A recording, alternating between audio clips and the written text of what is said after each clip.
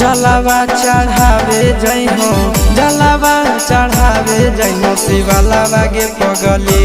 गौरा मैया के सैया से मंगी होई हे पगलवा गे पगली गौरा मैया के सैया से मंगी होई हे पगलवा गे पगली जलावा चढ़ावे जइहो जलावा चढ़ावे जइहो शिवलावा गे पगली